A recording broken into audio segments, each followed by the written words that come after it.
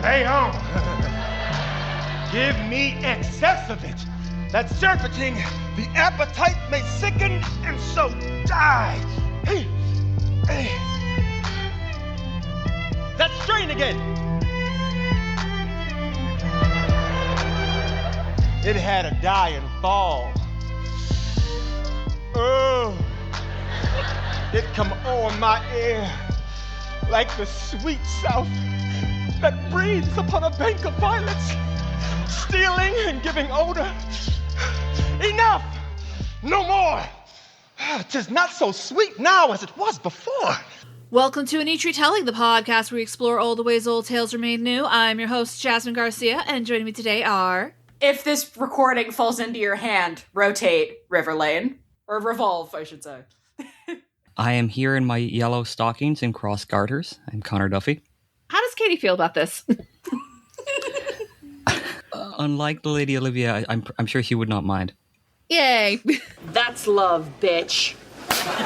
And I'm Beth. I show up sometimes. You do it. We appreciate it every time. And Happy New Year, dear listeners. The Christmas season has officially ended because we have reached the 12th day of Christmas, or in this case, 12th night of Christmas. Which means, of course, I am finally spearheading the tradition I've been trying to do since this podcast started, talking about A Twelfth Night by William Shakespeare. And in this case, we are talking about the most recent production that was in Shakespeare in the Park, and PBS has kindly aired it for us to watch. Thank you, PBS. Greetings! I am IER60, Star Wars Retelling Connections. Point of intersection found. This is Degree 3. Lupita Nyong'o played Maz Kanata in the sequel trilogy and Forces of Destiny. For uncredited amendments, check out neatretelling.tumblr.com/sibling blogs. This is why we should be funding PBS in this essay, I will. I mean, yes. Yeah. I mean, PBS is, the best thing ever. I was an early reader because of PBS. Mm-hmm. Like, this podcast probably would not exist the way it does if it wasn't for them. One word, Wishbone. Learned so many classics thanks to Wishbone. Shockingly, we haven't done a Wishbone yet, but someday. What's the story? Well, I mean, in this case, it's 12th Night. So, but yes, this is the production that is utterly stacked, starring Lupita Nyong'o, Sandra Oh, Peter Dinklage. Like, what is happening? And just an array of super talented and very cool people. Like, we were all so stoked when we first heard about this casting. And again, thank you, PBS, for allowing us to be able to see this. Take the NYPD's budget, give it to Shakespeare in the Park. Yes! Oh my god, the things they could do with that money. The things they could do. The things they can do right now, like that new stage that they've constructed, amazing. Like, who wouldn't want to be on that stage? I was lucky enough to see their Much Ado a couple of years ago, pre-COVID. With Danielle Brooks, right? Yeah, it was amazing. And that was with the old theater. And Shakespeare in the Park, they understand the assignment. Like, they are not coming to mess around. They know what they're doing, and it is always amazing. Yep, and this is truly no exception, even though I'm sure we will have some quibbles. But before we get into that, what is everyone's experience and connection to William Shakespeare's Twelfth Night, or what you will? I have never read nor seen anything other than this production, so I had a wild time. I have no prior experience whatsoever. I was drawn in by the cast. I mean, again, understandable. It's Lupita, for fuck's sake. Yeah, I likewise, I'm not too familiar with Twelfth Night. It's one of those Shakespeare plays that I know of, but I never actually read or seen. So I knew, the basic outline, the basic plot of the play, but I'd never seen any adaptations of it or stage plays of it. Had never even seen She's the Man, which seems like a mistake now, but I had heard about this production of it and just the sheer talent of the cast. And as per usual, when you mentioned you were going to be doing it for your podcast, I used that as motivation to finally watch it, to download the PBS app to our Apple TV and actually watch the show. And absolutely 2 hours of my life that I'm very glad I spent. Honestly, I love how our podcasts are like 25%. Hey, let's actually motivate ourselves and others to actually finally watch things on their watch list. River, didn't you mention that you did something with 12th Night at one point, or am I misremembering? I've not done 12th Night. I've done Midsummer and Much Ado. Right, okay. The director who started the weird Shakespeare in the Winter did Crucible 1 year instead of doing a Shakespeare, and then left my high school for TM reasons. And then the replacement director said, doing 3 shows a year is fucking insane. We're not doing that. And so we only did a fall and a spring issue. So my 12th Night experience, I think...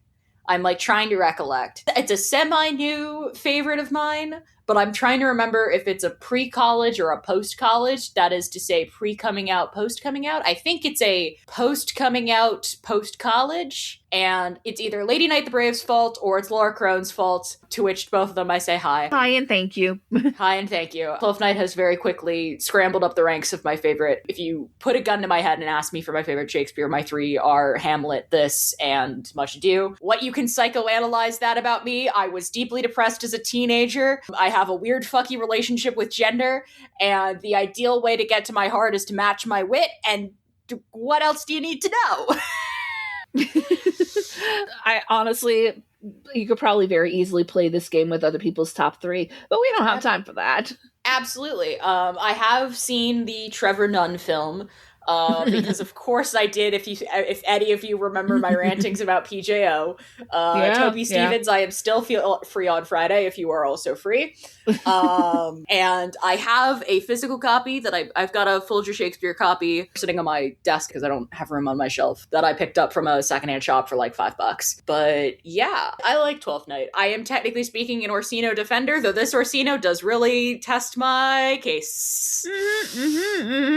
Yes, no, River and I have had many debates when it comes to Orsino, but we'll get into that. We will get into it. So I was actually in 12th Night in my senior year of high school. I did not have a speaking part. I was just kind of one of the lesser ladies in Olivia's home there, but I did wear a cute-ass costume that was I think still kind of technically is my Tumblr icon, just I pop arted it. But yeah, I've always had a fondness for this play because even before I was getting fucky with my gender, I appreciated how gender and bi-coded it was. Like, I've gone even to the point of kind of adding a singular line at the end to my head. My lady, must I find my willow tree, to make it that its vile live at the end, as it should be. But I have seen She's the Man. It's been a long time, but I have. I'm sure we will have thoughts about that one day. We have so many thoughts about that fucking movie. I've also seen She's River, the Man, and I don't like it. Yes, exactly. Like, I think River is the one person in my friends who is like the one person who's just like, no. This handshake, She's the Man, doesn't make Orsino bi enough. I am with Lady Knight the Brave on this, stealing this observation from her. Orsino should be in love with both Cesario, and then finding out that she's a woman is an added bonus, not a hang-up. Any Orsino that has an, oh thank God reaction, a la like a Shang, wrong. Incorrect. That man is bi, and he's bagging a bi-gender baddie. So is Shang, let's be real. Yes, but like, Shang is a fan and interpretation, not a canon layer. Yeah, no, that's fair. And part of my gigantic pile of works in progress is actually writing a 12th Night that is a Christmas road trip movie. So we'll see how that goes. It will be very gay, of course. I need to read that right now. I will do my best, Beth. Yes, no, it's gonna be all about the twins trying to reunite after being estranged for quite some time after Vi came out to their family. And Sebastian and Antonio are on a road trip and, of course, fall in love in the midst of it. To quote John Mulaney, say more right now! Hopefully, It'll be an IER Presents one day. Hopefully. But this play. Opening review. I now have complicated feelings about Fest. Yeah. How dare they cast Festy so hot? That feels rude. Hot, talented, making Prince jokes, icon and star, wearing slutty shirts. Moses Sumney, thank you, sir. Like, is it a little weird that the first song is an All the World's a Stage reference? Yes, but it's a damn good song. It fucks. Next question. Mm-hmm.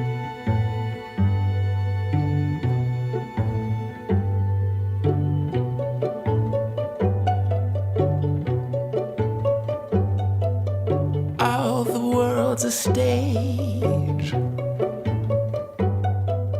All the world's a stage.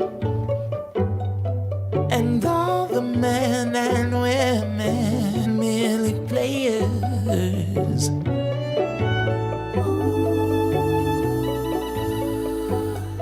Everyone knows that the fool is the best character. If you're not playing the title character, or if you're not playing like the main protagonist, you want to play the fool. Because you get to do whatever you want, and that's exactly what he did. Yeah, actually, it does remind me. While I was on the London trip with my drama club my senior year as well, we of course went to Stratford-upon-Avon, obviously. We ran into these two actors that just could do a bunch of Shakespeare scenes off the top of their head just as a request. So of course we did request the take away the fool bit, because obviously we were still fresh off of doing 12th Night. I think I still remember the Party in the USA parody we wrote for that production. And the cheese is on the wall, and the cheese is on the wall, and the cheese is on the wall. So I put my sword up, nose play my song, creamy put the pipe away, say my lines like yeah, dropping my lines like yeah. So I put my sword up, nose play my song, maybe I could sleep today. Yeah, yeah, yeah, yeah, it's a party in Illyria, hey.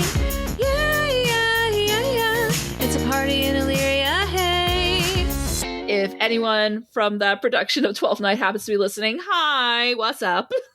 But yeah, this is incredible. 12 out of 10. Yeah. Lupita is so fucking cute. She's so fucking cute. Yes. Also, her in drag is just way too sexy.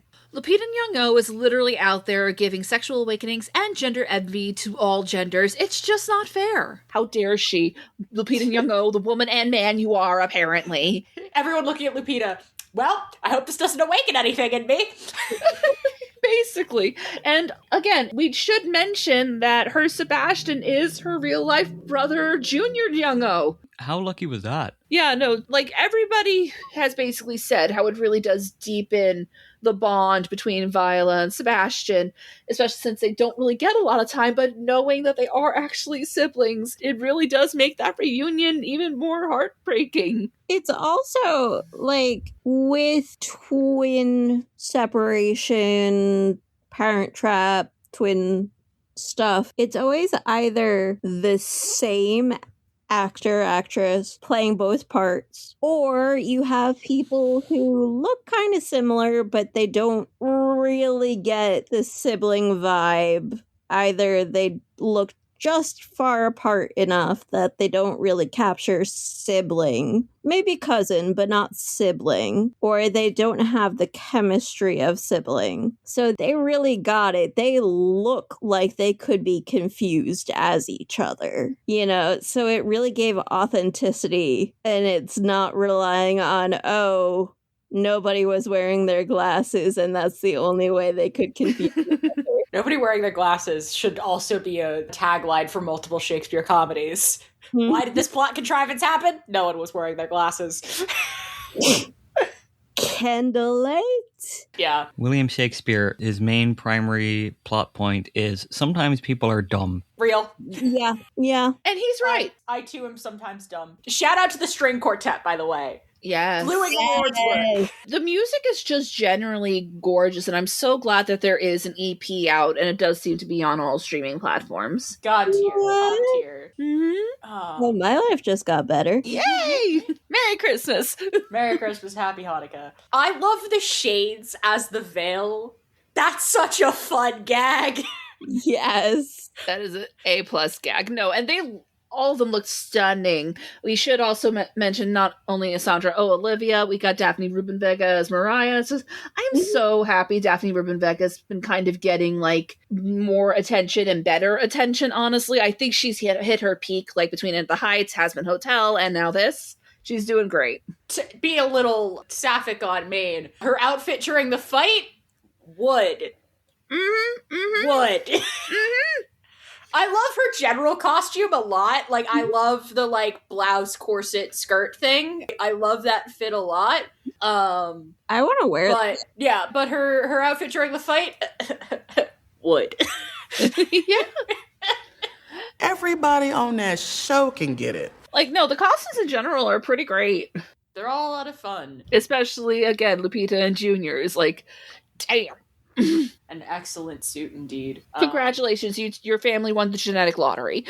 Truly. Yeah, I was watching it and I couldn't help but think to myself, I understand the concept, I understand the conceit here of this, but like there are some things Lupita cannot hide in that suit, and it's like, no wonder.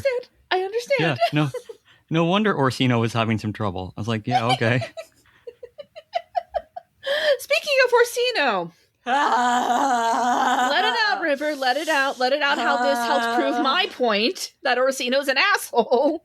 Okay, so ideally, in a perfect world, to get the audience to lean in on Orsino, I stand by my statement, you should believe the entire time that your Orsino is bisexual.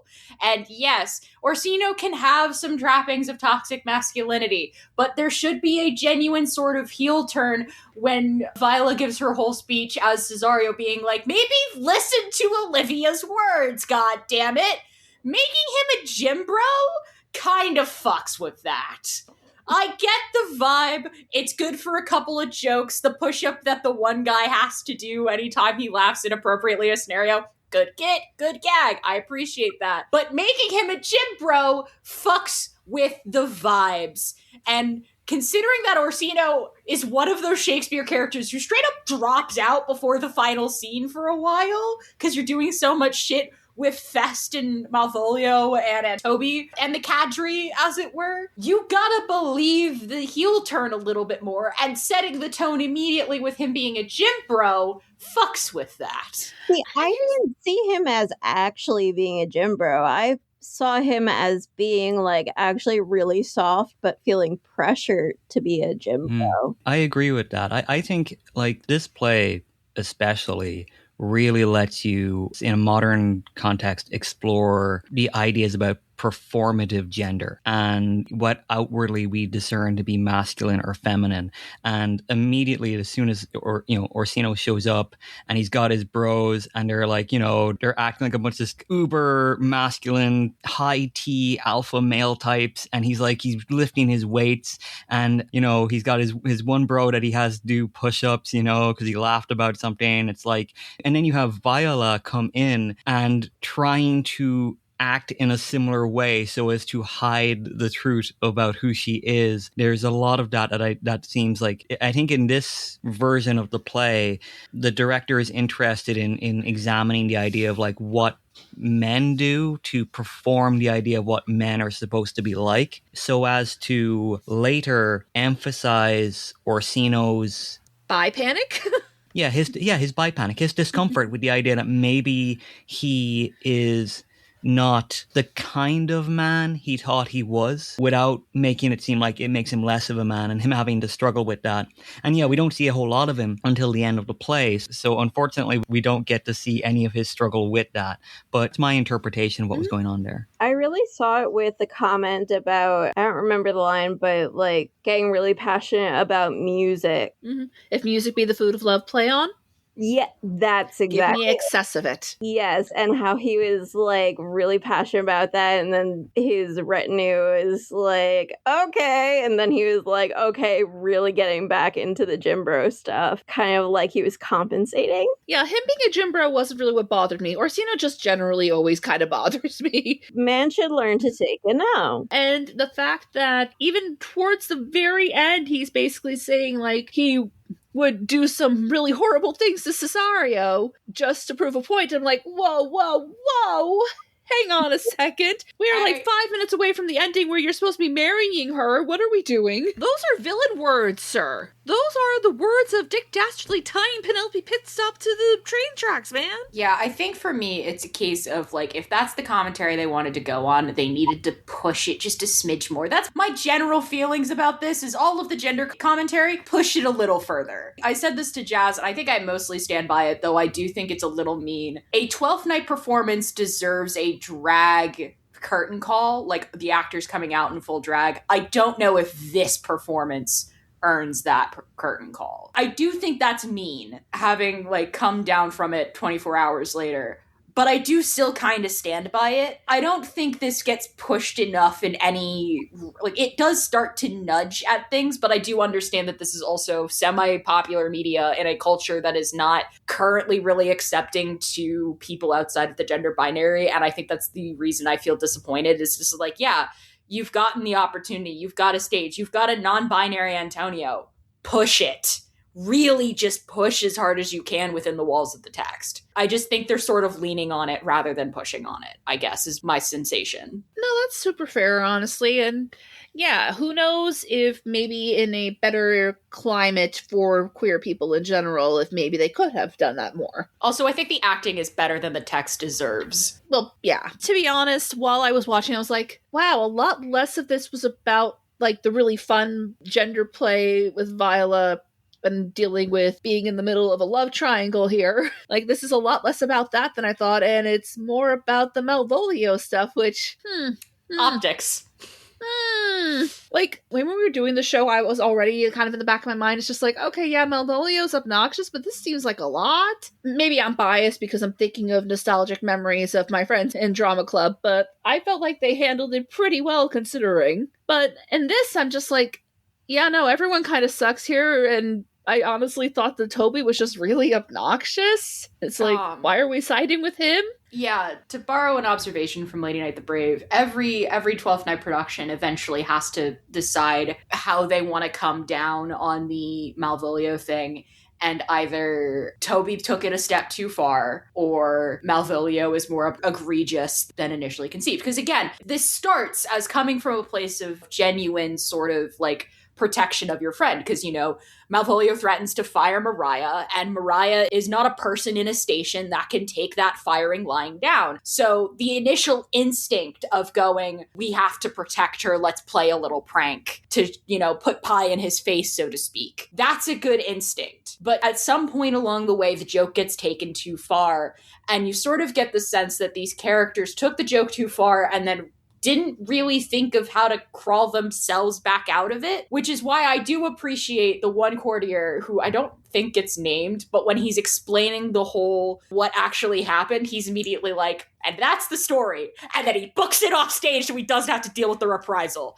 That's a good direction. I appreciate that he's immediately like, okay, cool, now everything's cleared up and now I'm gonna go so I don't get fired. So Toby came up with all of this terrible plan that I was just kind of on the outskirt semi-involved in. Anyway, I'm gonna go. I was against it from the beginning, if anyone asks. If anyone asks, I had nothing to do with this. Which, lies. But we should probably go into what the whole conflict is for those who don't know. Right. So, Malvolio, played by Peter Dinklage, in, like, an absolute chef's kiss performance. He's like Olivia Stewart, I think is his official title. Something like that. Yeah, he's basically in charge of managing the house, and he's in love with Olivia. It's never gonna happen, but he's in love with Olivia. And to his credit, he seemed to know that at one point. Yes. And I will say that Peter Dinklage has this very, like, flat, robotic affect for most of his line reads in the early stages of the play, and I was like, okay, I get that this is an affect. I don't know if I like it, but let's see where it goes. And then by the time you're in the dungeon scene and he's dropped the affect and it's just Peter Dinklage doing the most, I'm like, oh, okay, I understand why it's there and now I'm in pain. Basically, the whole thing with Malvolio is he is a Puritan and a stickler for the rules, and yes, a bit obnoxious about it. And it kind of goes into why this play is called 12th Night, because, you know, you're supposed to be thinking of this is a time to do some mischief, do some celebration, and maybe tweak the societal norms. This was meant to be kind of a celebration of the epiphany, that part of Christmas celebrations when, you're supposed to be kind of having fun and kind of fucking the rules for a bit. And of course, being Puritans, they do not care for that shit. Nobody hates theater more than Puritans hate theater. Mm-hmm. No one hates theater. No one hates fun more than Puritans. So, yes, I'm sure at the time, Malvolio would have been considered absolutely deserving of everything he got because most people who were seeing the theater would not care for that attitude. But out of the context to a modern audience, you really do need to hammer in that Malvolio is just the worst kind of stick in the mud busybody in order for us to not feel like this is an act of bullying against a possibly autistic coded character. I did really appreciate some of the more visual storytelling in adding that when Lady Olivia is saying, okay, give us the room. And he sticks around and she's like, mm-mm. And the desk that he's leaning on sinks into the stage. And I look at both as a fourth wall break and as a, you didn't get the hint, did you?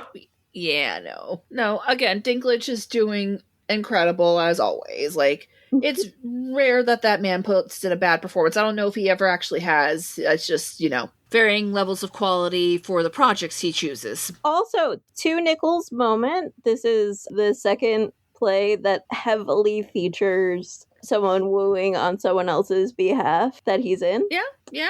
Shout out to Cyrano. Shout out to Cyrano. We will talk about that one day. The other thing about the Sir Toby Andrew contribution is Jesse Tyler Ferguson. You're a great actor. You cannot play straight. I have so much difficulty trying to buy Jesse Tyler Ferguson as a straight man. Oh, I didn't understand it as straight. I thought those two were like having an affair. Like, I did not read it as Andrew was supposed to be straight. Maybe Andrew is in denial, but Andrew ain't straight. Yeah. We thought Andrew and Toby were hooking up. Like, I think that's what they were implying, or at the very least, it was one of those things where it came very close. It's very much to me a case of like, here is the worst knight ever and his dumb friend, and I'll let you decide which one is the worst knight ever and which one is the dumb friend, because technically they're both knights. But I thought Jesse Tyler Ferguson was brilliant as Sir Andrew. Yeah, he's a great actor. I was like bent over laughing when Andrew and Viola are being basically coerced into a duel that neither of them want to be in, but neither of them are of a station or an emotional or political position that they can refuse the duel. So they have to be in the duel, but they don't want to be. It was so fucking funny. So much of this play is just hilarious. It's hard to call it fight choreography. because there wasn't much of a fight, but it was brilliant. Yeah, it was pretty funny. The absolute slapstick shenaniganery of 2 bodies and then the third guy. The third guy's trying to back out. The 2 bodies are following him until the 2 bodies are facing the third guy. And he's just like, wait a minute, you're supposed to be fighting each other. And then they turn to each other, scream, and then Viola just decks Toby. I'm like, excellent. No notes. This is what Shakespeare is for. Also, the laughter sob of going into the ring, coming out of the ring, and then going back into the ring again. Top tier good shit. Good bit. Other good bits, the pushing off and on the ladies' maids to do the whole bit with the shade, or do the whole bit with the veil before coming in. Everything that Fest does ever. Yes, the hot tub scene. The lighter bit. The lighter bit. And the lighter bit. And when, I forget who did it, but when they're, I think it's Malvolio, but when he's like using the hairdryer to blow all the cocaine away. Yeah. Yes. In the face, Good bit. and he's just like, whoa. Excellent bit. Good bit. Also, I wanted to see, for the more musical inclined of us, when Dario was doing the whole speech about Olivia after he breaks the rap or whatever, which good bit as well. Oh, so good. When he finally, proclaims, had shouted from the rooftops, Olivia, is that a Maria joke? Is that a West Side Story Maria joke? Like in the music? Yeah. Because I think the way that Lupita delivers that line, it sounds like she's delivering Maria. I mean, honestly, I could see it. And it scans just enough that I'm like, scan just I'd buy enough. that. Honestly, even if it's not intentional, it would make a lot of sense for Maria to kind of have echoes of that, even if that's the wrong Shakespeare play. Like, it just kind of makes sense, because that whole bit about the willow tree and Olivia, like, the reason Olivia falls in love with Cesario is because Cesario really sold that. That is some good romantic poetry there. And songs like Maria from West Side Story are just kind of descendants of that. Make me a willow cabin at your gate, and call upon my soul within the house. Write loyal cantos of contemned love, and sing them loud, even in the dead of night. Hallow your name to the reverberate hills, and make the babbling gossip of the air cry out, Olivia! Say it loud. Oh, you should not rest between the elements of air and earth, but you should pity me. It's almost like praying, Maria. I'll never stop saying, Maria. God, I love you, Shakespeare. Why does every Shakespeare comedy have to have drunk old men carousing? Nothing is funnier than a drunk old man carousing. Everybody loves watching a drunk old man carouse. Shakespeare knew his audience. Shakespeare saw many a drunk old man and was like, that's funny. Yeah, it doesn't hit it for me. And also, like, chances are there was a particular actor at the Globe that just did really well as drunk old man carousing. He was probably a drunk old man carousing and didn't have to act very much. This is very possible. Honestly, Sir Toby really bugged me in this. And this is not an insult to John Ellison Conley. He did a great job. It's just that the direction, it felt like... Because, again, I feel like you are supposed to at least kind of root for Toby, because he's supposed to be, like, fun, but he just kind of came off as, like, angry drunk. And there's nothing fun about an angry drunk. Turning to the A on the stage and going, hey, good bit, good bit. That is true. Speaking of Toby and good bits, shall we talk about the letter writing scene and the elaborate ways you can move the letters for tree around? Yeah, no. That was fantastic. You should know, dear listeners, the set is like all letters. It's all letters. And a hidden pocket with the actor who Orsino in full fencing gear, like a thing you'd find on Etsy, like those Pitbull flags you find on Etsy. Yeah. Where the string quartet is hiding. But yeah, so Mariah, Andrew, and Toby are hiding behind the letters/trees while making sure that Malvolio is reading the fake love letter from Olivia, because they've decided, in order to get back at Malvolio for being a stick in the mud and also trying to get Mariah fired, they were going to convince him that Olivia is in love with him. Yes. Put a little pie in his face, as it were. A little humble pie.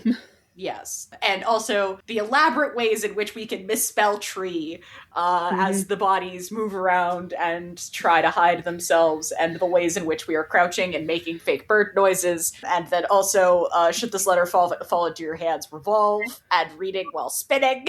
The best part about the reading while spinning is that, like, most productions that just have the actor revolve, like, turn around once. No, Peter Dinklage just starts reading while spinning, and then the trees start spinning with him, which is excellent. No notes. You put that in there. You didn't have to spin yourselves, but it's all and more funny that they do. Tree this bit, is true. Excellent bit. I think you're winning me back over with this plot line. Also, while we're talking about the fake love letter, the MAOI bit. Yes, that's all the vowels in Malvolio's name, but it's also a class of drugs that's an antidepressant that True. messes with serotonin.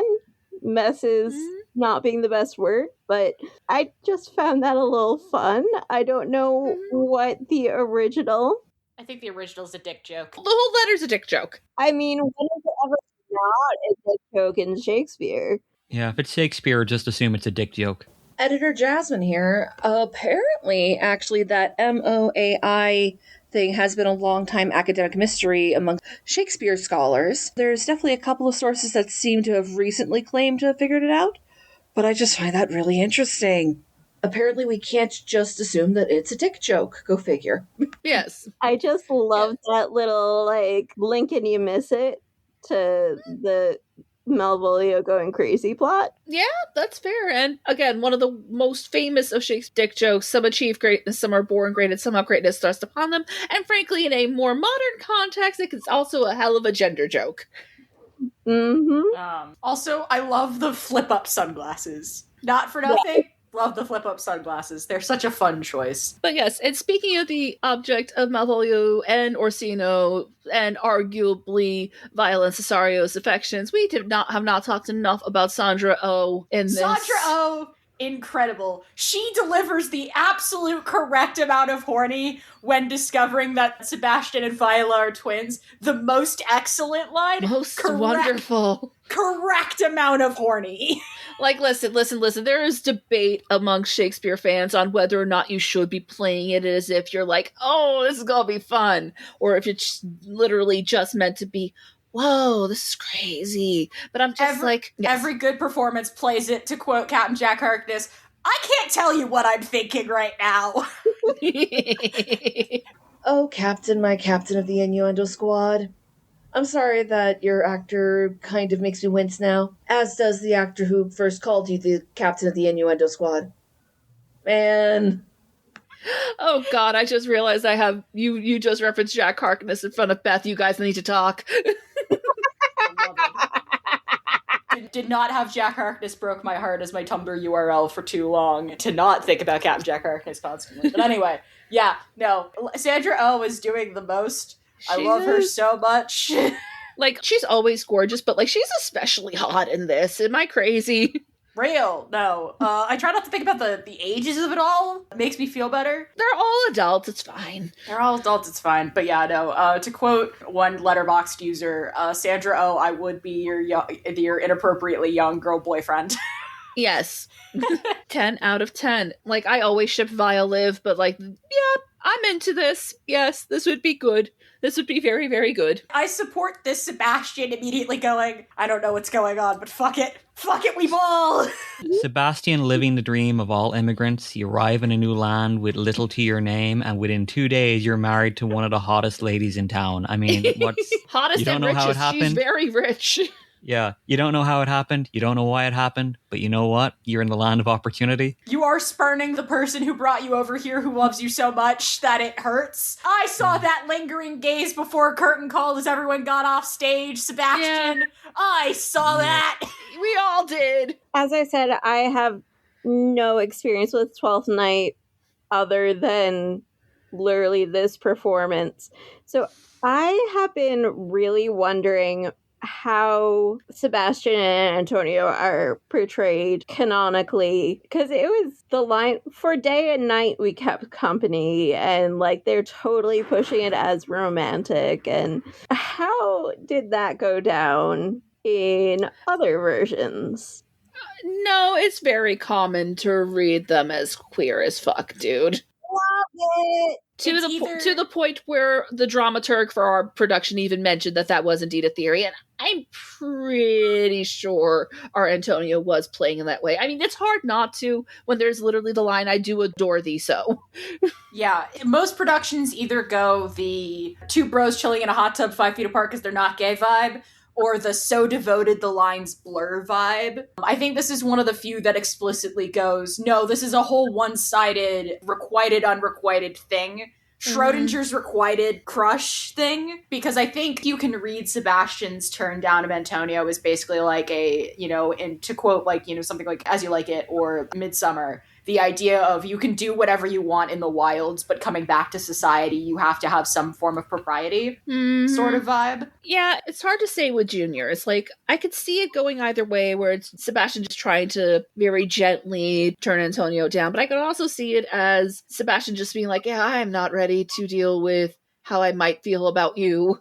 Sorry. It could very easily have been right person, wrong time. Speaking of Antonio, shout out to the actor. They go by the name B, and while they are not a complete newcomer, like, they're still pretty new. Like, hot wood. No, 100%. No question. But no, they're actually about to be in the upcoming seasons of You and The Terror, and They were also apparently in the Let the Right One In TV show, and they were in Station 19. I'll have to ask Odd about that. There was a Let the Right One In TV show? Yeah, it was on Showtime for like one season, I think. Oh, okay. B is great. Yeah. B, playing an Antonio, and to the conversation that we just had there, like, I think if I was Sebastian, I might be talking to my new wife about whether or not my very good friend Antonio could live with us, because Olivia certainly seemed open to the idea when, and it's like, and hey, when you're a rich noble, you can do whatever you want. If you want to have like a horny sailor live in your house with you and your new husband, who cares? Yeah, especially if you were a rich noble who looks like Sandra Oh. Yeah, real. No one's going to say diddly squat to you. No one's going to say shit about fuck. Speaking of the twins, should we talk about the Swahili in the captions? Yes. Like, they translated quite a bit of the play, particularly Viola and Sebastian's dialogue into Swahili. Yes, they even have Viola deliver the I am man line in Swahili. Mm-hmm. My concern is, Beth, I know that you and I had a discussion about this in the Discord about how not translating it in the captions generated for the PBS screening could be a case of like alienation or whatever. And I get that. However, they put the French on screen when Andrew was doing the joke in French about, I think it's supposed to be how the fuck am I supposed to get a hold of this woman's attention because he's holding all of the roses and chocolate and whatever. I think it's supposed to be a joke about that, but the text is not important. I didn't feel the need to translate the French, but I would have just liked the text rather than just the speaking Swahili, so that if I wanted to go through the legwork to translate it back out again, should I have wanted to, I had the opportunity. Because while for a performance it works as an alienation feature of putting the twins as strangers in a strange land energy, for something that is a recording, you can get that, but captions are also accessibility. And to deny somebody who actually does need them and not someone like me who is just, I can't hear without my subtitles sort of vibe, I think it does a little bit of a disservice to not translate them out. Or at least like not give the option should the audience want to translate them back out again, sort of thing. I get that. I kind of agree on the accessibility front. I am all for the accessibility. I just think it's an effective theatrical device, and I don't think those are mutually exclusive. It does feel like they are betting on the idea that the people who are watching this would be people who know the play enough to know the gist of what they're saying. I mean, I've auditioned with Viola as I left no ring with her monologue, so I know the basics of what she's saying, because generally when Viola and Sebastian are speaking Swahili, it's because they're kind of talking to themselves or speaking with someone who can speak it, like in the beginning when Viola is first shipwrecked. Or, of course, when they reunite, because finally I'm speaking Swahili to someone who understands because it's my brother. It's my twin. God. Yeah. And it is banking on the audience knowing enough about Twelfth Night to understand that, like, even if the wording wouldn't be exact, that's the general sentiment. Mm-hmm. I thought it worked even with me, and I had no prior experience.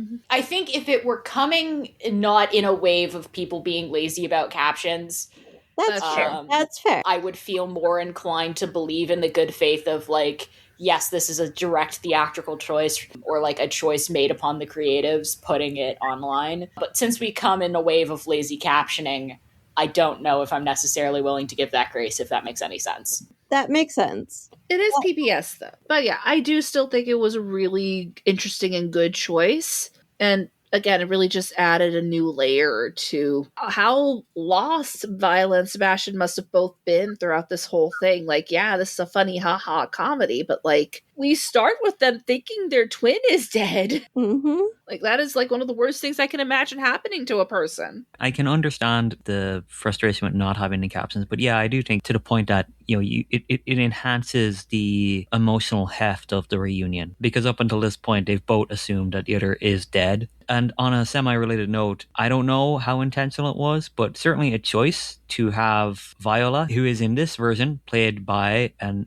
African woman, arriving in this new land on a life raft, having witnessed the people she loves die in what was probably a very dangerous ship to try to travel to, and then and then speaking her native language and then trying to figure out what she's going to do when she arrives here. And, that was certainly a choice. Capital A, capital choice. TMCR even. Yeah. The use of the Swahili then when they're reunited is very emotionally impactful. I mean, it helps that, the actors are really good at their job. Correct. But really even good at their then, job, and of course, literally siblings. Literally siblings. But even then, it this staging of Twelfth Night, I wonder if there was ever a discussion about whether or not there was going to be more time spent on that element of it. The fact that, like, they are both immigrants. They are both, like, they are not native to this land, and so you have Viola, as well as having to portray herself as a man and therefore to try to physically embody all the outward elements of what a man is, quote unquote, supposed to be and how to act. She also gets given this incredibly important job of being the messenger between Orsino and Olivia. Like, that's, you already go between your lord and the lady that he is trying to marry. That's a big deal. That's a hugely important job to give to the new guy. So immediately Viola is dropped right into not just having to pretend to be someone else physically, but also kind of like politically and nationally, has to like enact the persona of someone who is from here and understands all of the rules and all of the do's and don'ts of being a quote unquote gentleman of that station. It's incredibly emotionally impactful when Viola and Sebastian are reunited, and it's like all of that can drop. Like, they can both drop whatever facade they had to put up, And so it's a beautiful moment, and I do kind of wonder if there was ever any talk during the rehearsals about whether or not to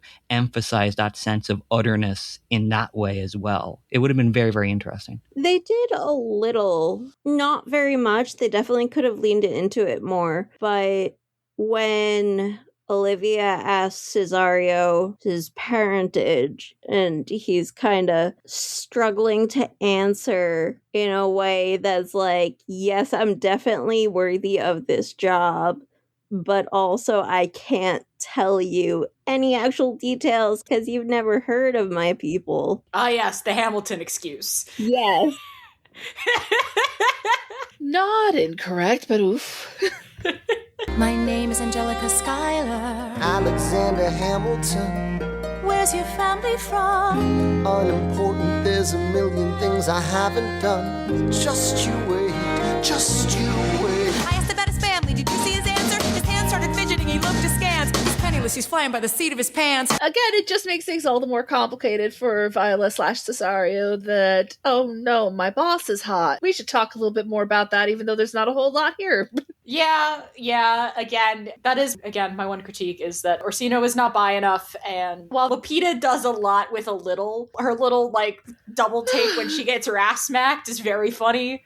Yeah, no, like, her reactions to Orsino do help sell, at least she's super into him. Yeah, and that's very, very endearing. I do appreciate, I don't know if the Trevor Nunn movie is the first to do it, and it is just sort of rippled out as a trend amongst adaptations.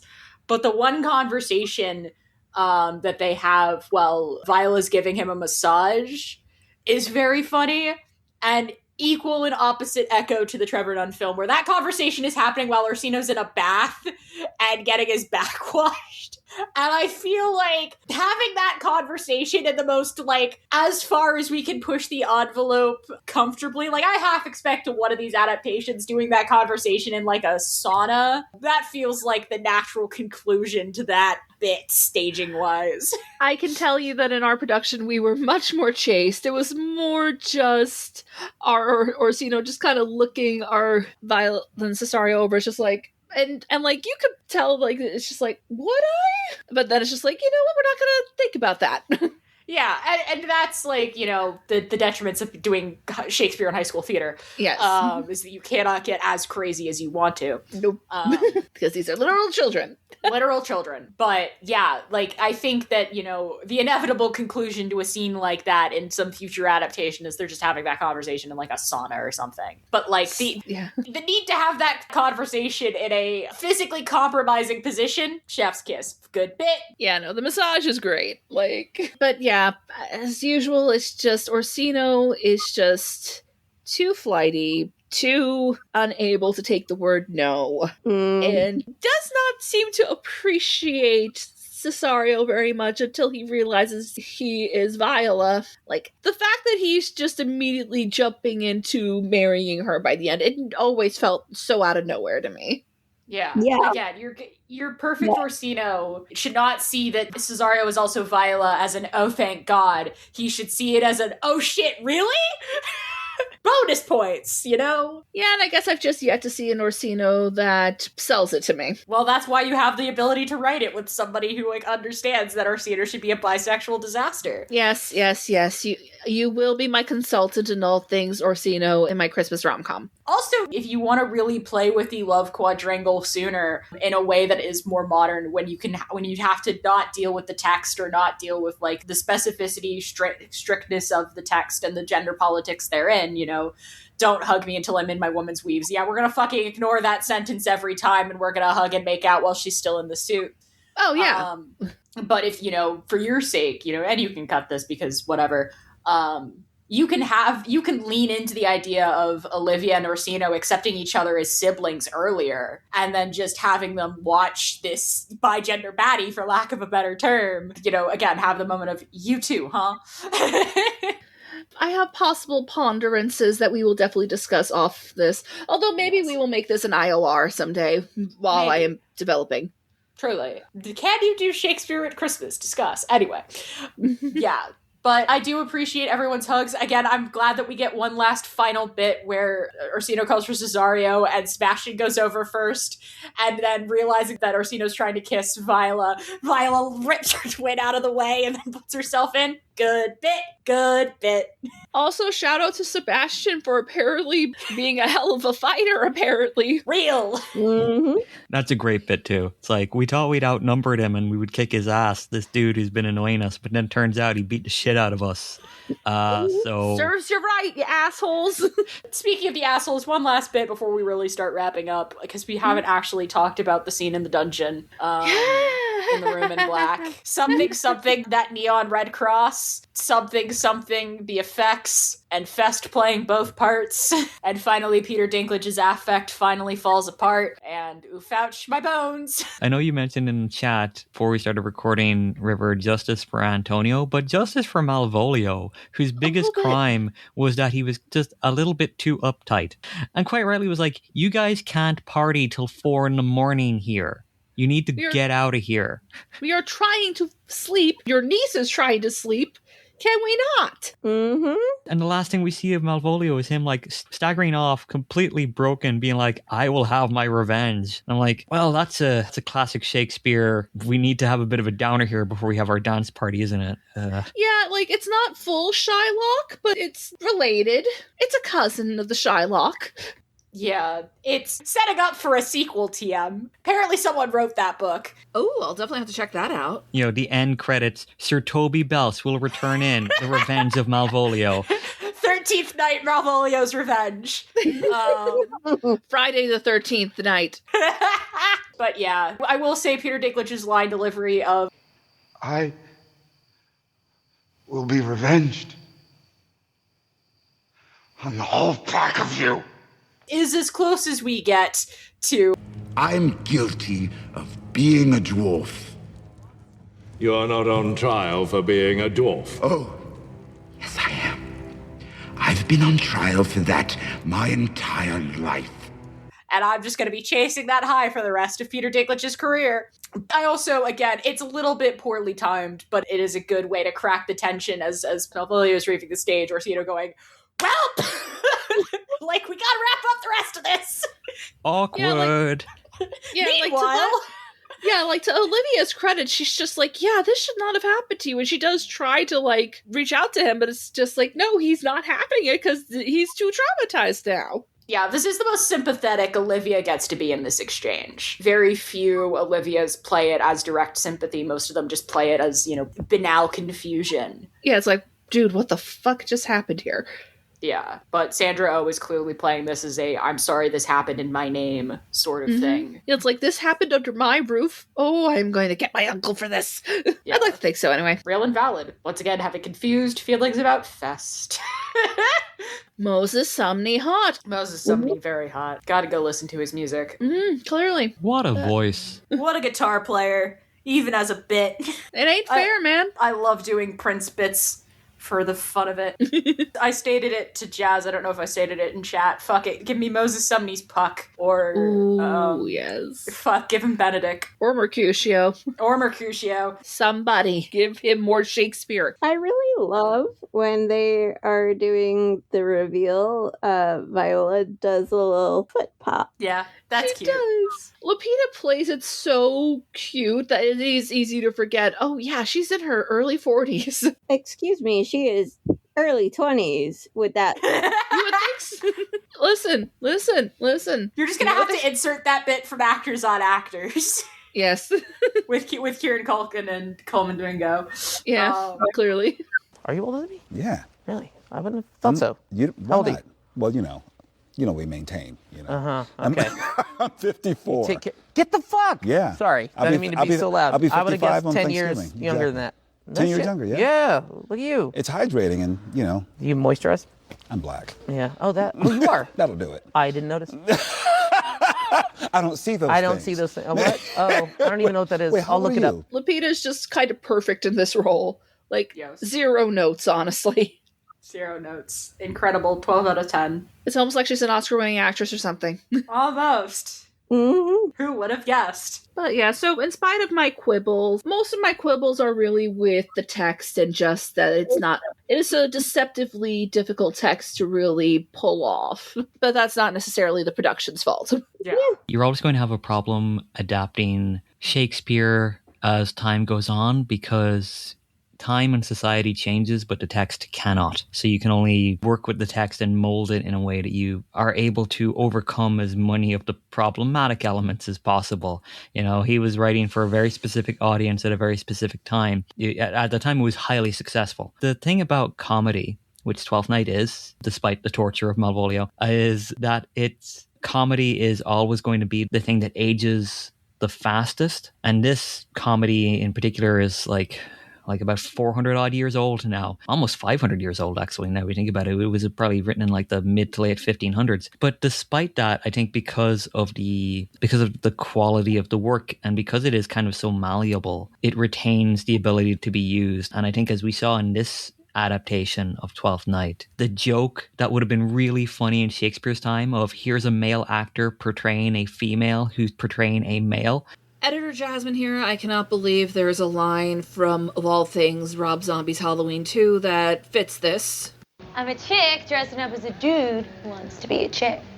Obviously, we know better than to be so gender essentialist about this, but it was too much of a coincidence to resist. What would have been very funny on a surface level then, you can use it as an examination of gender. You can use it as an examination of the migrant journey. You can use it as examination of sexuality. I guess that justifies the problematic elements, ? We can always tweak it how we see fit, because that's the beauty of the public domain, baby. And I think, Connor, you have given us a perfect segue to why does Twelfth Night endure?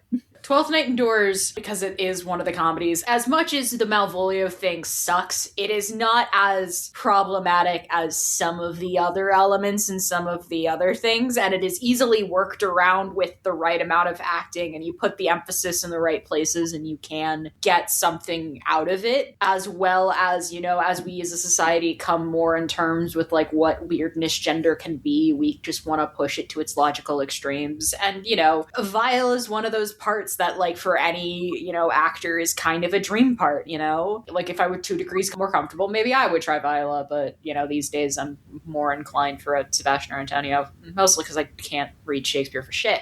Point is that, like, we can get what we want out of it. And that is sort of the true form for any Shakespeare, is using Shakespeare as a kaleidoscope. And each time you look at a Shakespeare adaptation, the kaleidoscope is only getting pulled like 3 rods out of it. And, like, those are the rods we're using. And depending on what you specifically come to Shakespeare for, depends on whether or not what 3 rods any production has pulled works for you, you know? Like, I want a 12th Night that plays more with the gender of it and more with the, you know, inherent queerness of a story like this.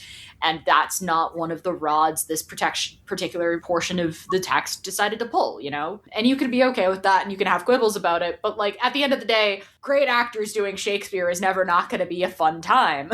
How about you, Beth? You got anything?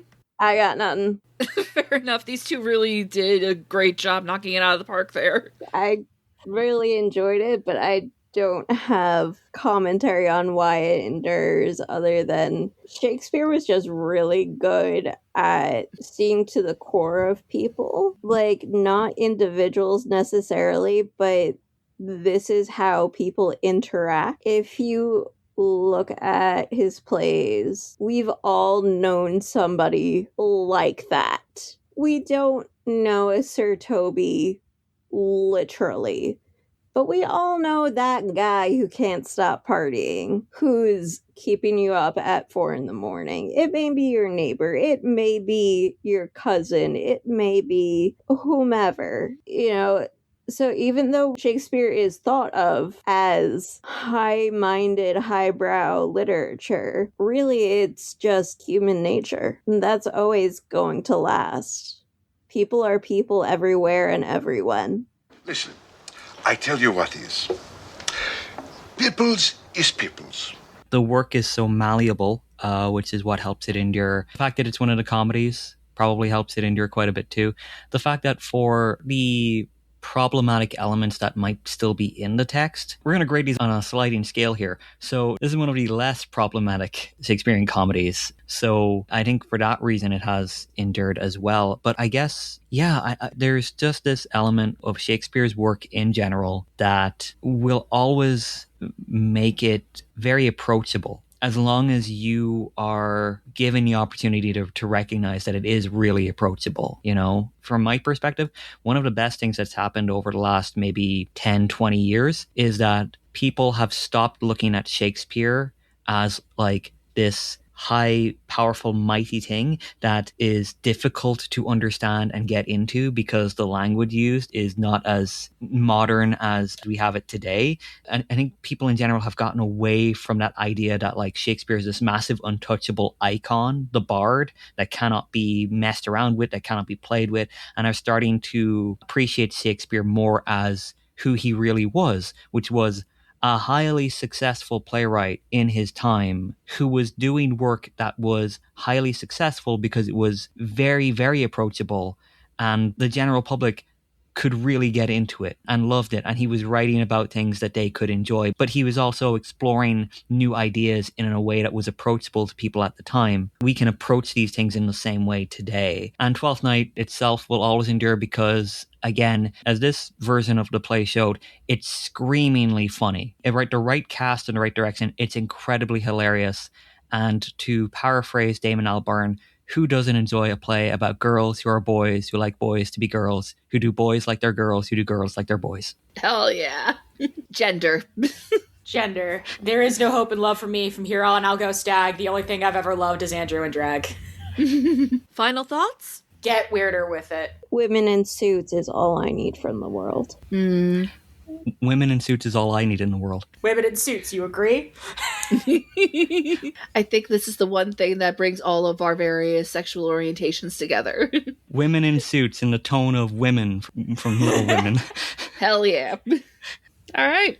Who has stuff to plug? Yes, you can find me on Blue Sky. I'm at Young Mr. Duffy. You can also find my work elsewhere. My wife, Catherine, and I, we are Third Country Press.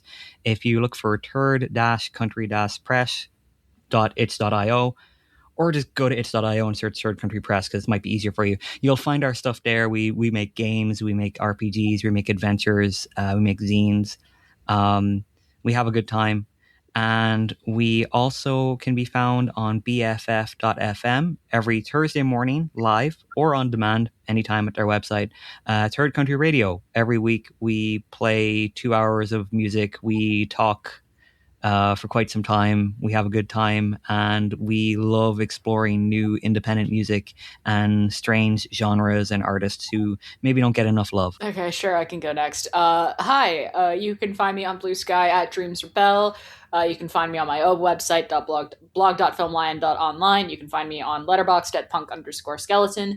And you can find me as the host of The Straights Aren't All Right, a podcast where I gather a bunch of queers together, make them watch straight rom-coms, and try to answer the question, are the straights okay for those playing the home game? They're not even that straight. Calm down. But hopefully our next episode will be up by the time this goes up in a dream world, in a hopeful world. Anyway, but yeah, that's me. I don't got anything. I just show up sometimes. Real and also valid. The bravest of us all. And for this week's Heroes Call to Action, I am highlighting Elevated Access. They are a non-profit organization that enables people to access healthcare by providing flights on private planes at no cost. Their volunteer pilot network transports clients seeking abortion or gender-affirming care across the United States. And now I'm going to read from their top 10 ways to help them out, obviously telling your friends about Elevated Access. Hey, I'm already doing one of those things.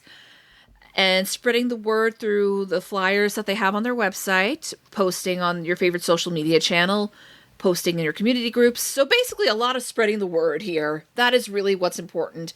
And obviously we at A Niche Retelling are very much in agreement that spreading the words about things that matter to you is the best way to keep it going. You can buy from their merchandise. You can bring them to your associations and clubs. You can donate. They are a nonprofit organization, so that would probably be tax deductible, along with being just a kind thing to do. You can be a committed volunteer, offer up your skills, reach out to them. For all you know, you can help them raise money through your own hobby. And also, if any of you are pilots, you can in fact volunteer to fly some of these planes for those seeking healthcare that has been wrongfully vilified by our current government. And as for me, you can find me at Faye Rivera on all of the socials. It's a necessary evil, especially for this podcast, where you can find us on Twitter and Blue Sky at IER Podcast and A Niche Retelling podcast.tumblr.com. And if you'd like to help us reach the next chapter of our story, please consider leaving a review on the podcatcher of your choice, rating us on the podcatcher of your choice, and even just giving us good word of mouth to the people in your life who might be into this nerdy stuff. Additionally, if you have room in your wallets, please consider donating to our Patreon. Once again, thank you to Kyle Calgren, and also thank you to our new patron, Juan Garcia. Hint, hint on who that might be. Thank you, Dad. I love you. Please consider being as cool as these two. They get cool perks out of it. Why not, if you have room in your wallet? Or we have a Ko-Fi link or the support the show link below. But whether you support us financially or not, anything you do to help us keep this little train going really means the world to us, and much like these stories we talk about, helps us continue on. And speaking of the next chapter of our story, you may have noticed that our Public Domain Day episode is not up yet. Due to scheduling issues, we are going to actually be waiting until after the hiatus to post that. We are going to be taking a break up until the last week of January. But once we've posted the Public Domain Day episode, and that means it's almost the season finale of a certain demigod's show. That's right, folks. February will be Sea of Monsters Month. We hope you will join us in revisiting Camp Half-Blood. And remember, stories gain power in each retelling. Hope you've all had a very happy and safe holiday season and New Year. Here's to 2026, man. May it bring us many blessings and hopefully less struggles than last year's. Meantime, sweet sister, we will not depart from hence. Cesario, come, for so you shall be while you are a man. But when in other habits you are seen, or see no's mistress.